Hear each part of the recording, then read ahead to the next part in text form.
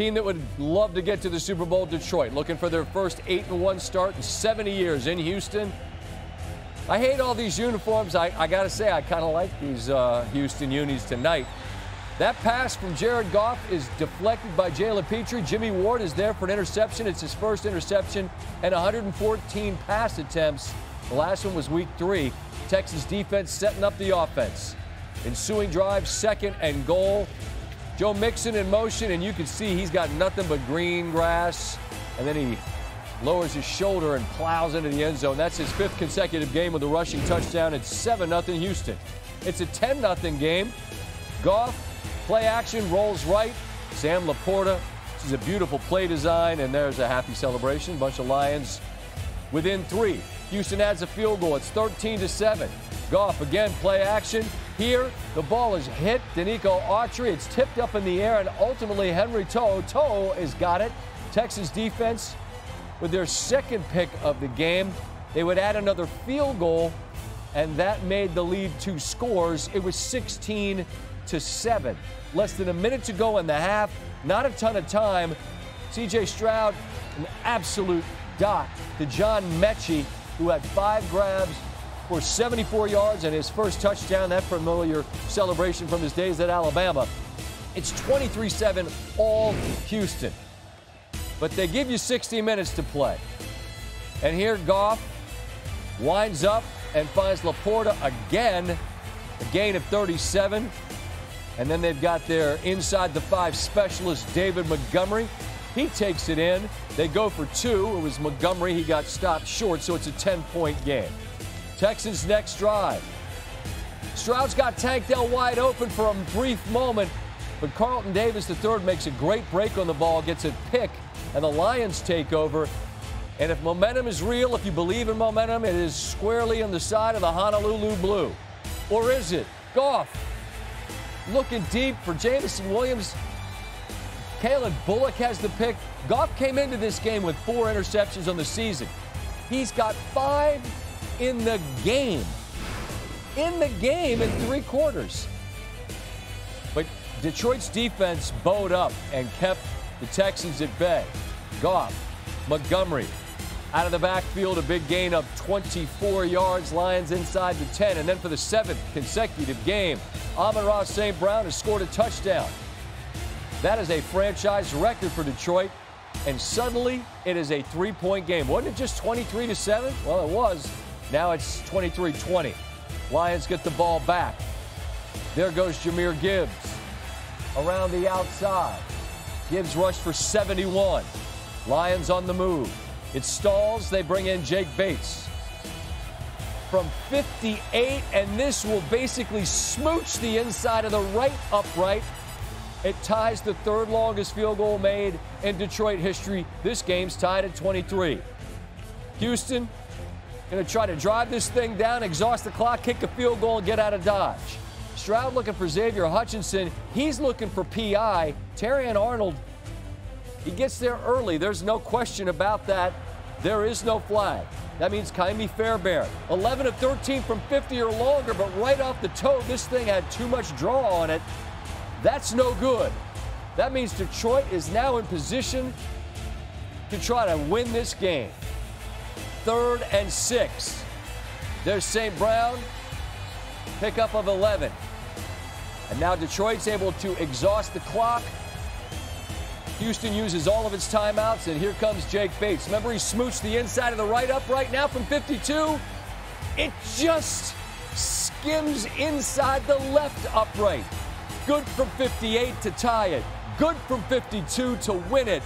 And Detroit, in a game where its quarterback throws 5 picks, it just grazed the flag, it looks like. I don't know why we need that on an indoor stadium. Actually, you could open the roof. Anyway, Detroit celebrating a remarkable and improbable victory.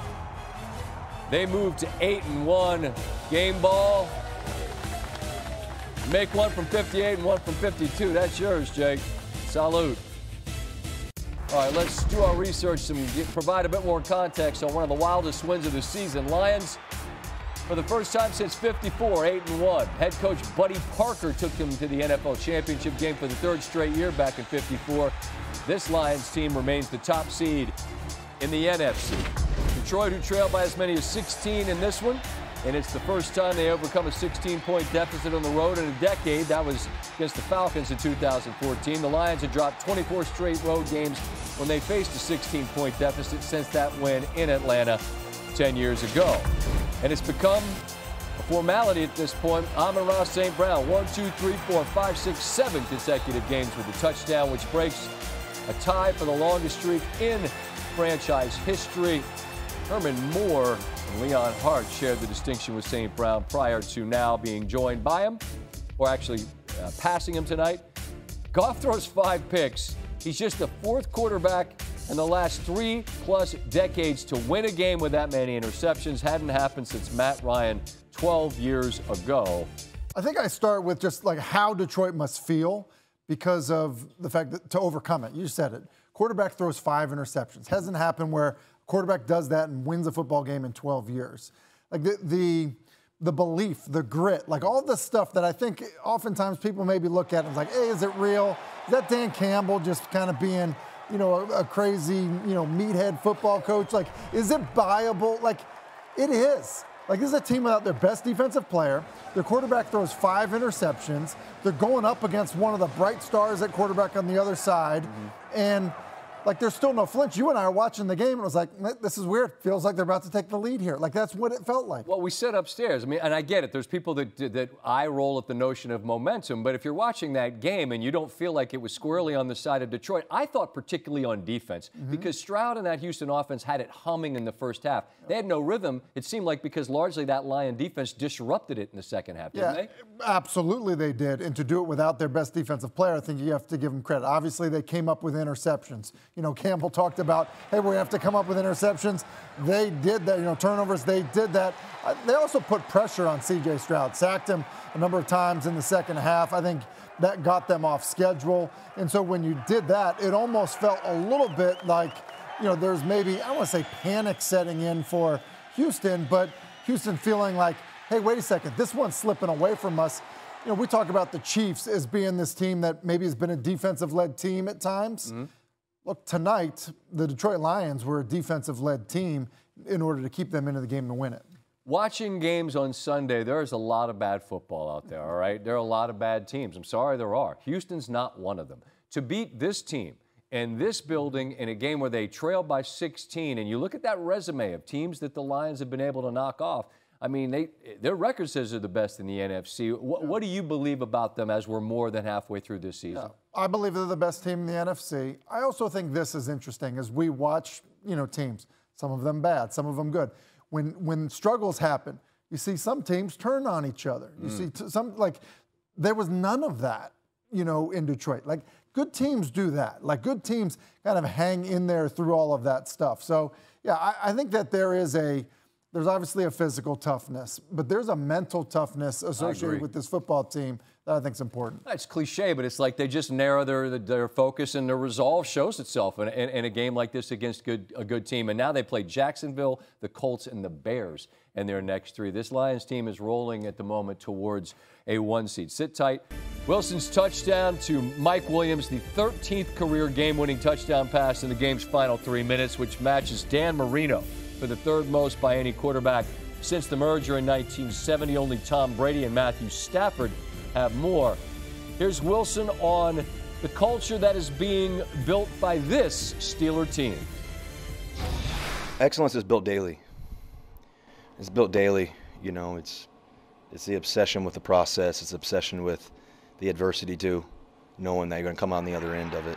The great players, the great organizations, the great teams, they're able to overcome obstacles. And obviously this organization is one of the best to ever do it. In Seattle, we were able to win, for those 10 years there. And it's all about the people. When you got great people, you got great coaching. In Seattle, it was Coach Carroll, and obviously here, Coach Tomlin's done it for 17+ years. And there's only been, 3 coaches here, I believe, something like that. That's fascinating in itself. That's history in itself. And Coach Tomlin's leading the way. And I just think that it's a collective team effort. And culture is built over time. It's built over daily obsession with excellence. Tim is back. As it is well documented, I am a Mike Tomlin apologist / fanboy. I'm obsessed with hearing the man speak. but he's also a great football coach. The substance of the man. He said he went Lone Ranger here when they sat Fields and went to Wilson.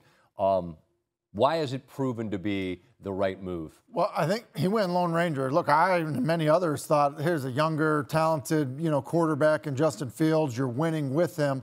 But I think Mike Tomlin probably saw the upside in the passing game that he would get out of Russell Wilson, and he was exactly right. Here's a good example on the first touchdown pass to Pickens. Look when this ball comes out. Pickens run a corner route, doesn't have great leverage in terms of room, but Wilson trusts him, and then Pickens makes a great adjustment to the football. Another one here, just the anticipation. A little hitch with an in coming behind it. This window is open before Bobby Wagner can get in the lane, but Wilson got to play on time, which he does. And there goes Pickens with some great run after the catch. Certainly unlocked Pickens a bit in the passing game. And then Mike Williams, this is a great play by Russell Wilson. 3rd and 9, there's kind of poor pass protection as they get to Wilson, but it's also really well disguised in terms of the coverage. But he ends up being man. That ball is out early. We talk about Russell Wilson throwing the deep ball, putting air under it. There's Mike Williams, just gets there, does a good job of holding the line, adjusting to the football. So, look, that like today alone was an example of the passing game working better with Russell Wilson as a starting quarterback. I swear I'm not trying to be a smartass, but I think of the route that Williams ran with the Jets on a Monday night. Was that a red line that he ran right there? I mean, stay on that red line. Was that well, that's what that was right there, huh? That's what it was. Bit of irony as Williams on a red line scores a touchdown, and it ultimately makes the difference. By the way, Pittsburgh takes on Baltimore next week. That's a great game. Washington takes on Philadelphia next week on Thursday. That's a great game. And Washington has done a lot of nice things. I don't think they're in the moral victory business. Right. But it's a young group in some respects, led by Daniels as the quarterback. If there's something to be taken out of this loss where they had a 10-point lead and it got away, what is it? Well, I think that you look at the game and say they didn't play their best. Like, we've seen them play better throughout the year. Olamide Zaccheaus with the muffed punt. Danny Brown, drops a touchdown pass. I think there were some decisions in the game where Dan Quinn could look at him and say, all right, do you go for it here or do you settle for the field goal? Or you look at late in the game, when you have the opportunity, when you take your timeouts, jumping off sides on 4th down. Zach Ertz play. I mean, there are so many plays in this game where you look at it and say, man, just slightly different. And Washington's outcome is different. And you're right. They're too good of a football team now to be in the moral victory game. But they're right there against a really good football team. You tell me, because I'm sure people, look, they know where this show is, and it's no mystery that I root for the team that lost in this game. It looked to me like Ertz, from where the ball hits his hands, it looks like that's the 39, which is a first down. But people, again, you can eye roll me. Yeah. Do you think he had that line? I think the way you described it in the highlight, whereas if that's in the end zone, he catches the football, they're going to say touchdown. It's a touchdown. Where they're marking forward progress was there enough for them to overturn it? Is it a football move because he's going back the other way? But they don't say that when it's the goal line. I mean, that's that bad beat Harvard Holy Cross game that you had in the end zone. Dude, you were there. You've seen it with your own eyes, kid. Here comes Moody to extend the lead beyond just a field goal. Snap, hold, kick, and this drifts right. 3 missed field goals on the play for Moody, and I said that frustration on the sideline. Now it's boiling over as Samuel goes after long snapper Tabor Pepper. Moody's got to break that up. It's still a 20-17 game. This play from Baker Mayfield, just put this in the Baker time capsule. This is who he is as a competitor. That's Nick Bosa. He's a gigantic man, and he's got him by one of his arms. A mortal human just falls down and says, stop, leave me alone. Instead, Mayfield complete to Rachaad White. First down. Here, Mayfield trying to find Rakim Jarrett, who can't quite squeeze it at the goal line. Out comes the field goal unit, Chase McLaughlin. And this is drama-free. Tie game, 41 on the clock. And this is where quarterbacks in this league truly make their dough. Can you win it in a 2-minute situation? Purdy on time. Pearsall, gain of 14. Those are 73 yards and 4 catches with that touchdown for Pearsall. The leading receiver for the Niners, Juwan Jennings. He had 93. He breaks the tackle, spins, hits the deck. And now it's time for Moody. And I guess Moody's probably the right word on the sidelines today, but now the mood and the vibe is all happy, happy, happy. It's all good. All's well that ends well. Debo on what happened on the sideline there. a little earlier in the game. Normally I don't even get like that, but just like frustrated in the heat of battle, really close game, and I kind of got out of character a little bit, but I'll talk to Moody and we'll get past it. It's an emotional game, and stuff like that happens all the time, and you just moved past it.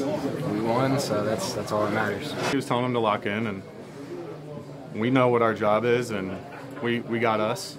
It's hard being a specialist.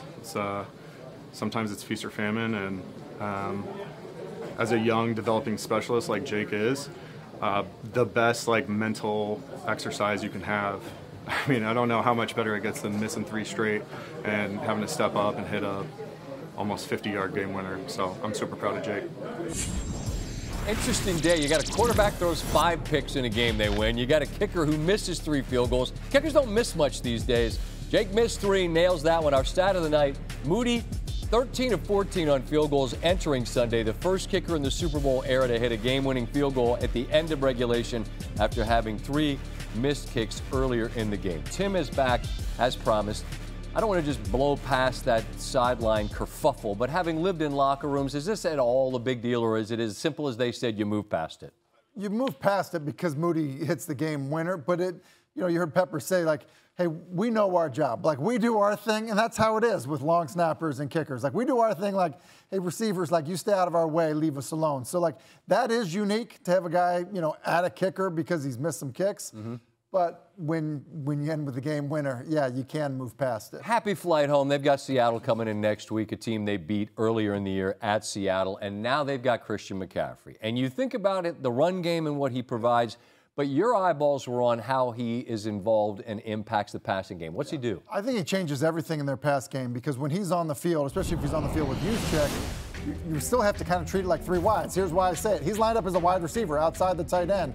They run a little jerk route here. It's an option route underneath on David, a linebacker, and now it's 2nd and 1. That was a first down play. Now on 2nd and 13, watch Purdy off of one hitch, finds a check down on 2nd and 13. They convert on a 3rd and manageable the next play. 3rd down later, that's a matchup problem. They love these option routes to a single receiver side, get them matched up on a linebacker or a defensive end, and then they come back to that same concept. This is the one. But now instead of the option route, you got to stutter the option route and you run by him. He's such a matchup problem for people in the passing game. And that's not usually the case with running backs. You look at some guys and say okay, Alvin Kamara and Jahmyr Gibbs, guys like that, yes. But then how he is as a runner, and then how he is in terms of how much the quarterback trusts him, how often they have him as the primary receiver, all of that, I think, just changes the offense completely.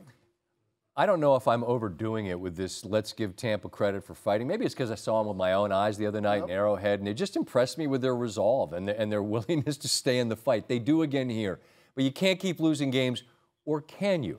I'm looking at their schedule, Tim, and I'm asking you, is this a team that can figure out a way to sneak into the playoffs if they manage the schedule coming up?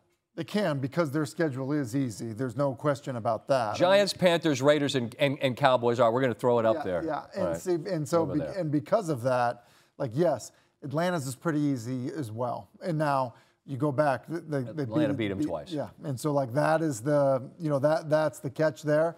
But yeah, look, they can get hot. Certainly, you said it with Baker. The grit and resolve without the receivers that they're showing, that's also impressive. It's a good defense. I just think Atlanta's schedule's pretty easy down the stretch as well. And just as a final thought, just to bring it back to the team who won this game, San Francisco, they head home and take on a Seattle team who they beat earlier this year. I think we've made it clear throughout. This is a team we all buy November and December. And now with McCaffrey back, seeing it with your own eyes, that's a team you're saying, if this stock's been sold short, I'll buy it long. Yeah, their second half is going to be better than their first half. I don't think there's any question about that. And we've talked about this, though. Arizona is going to be a pretty tough team in that division as well.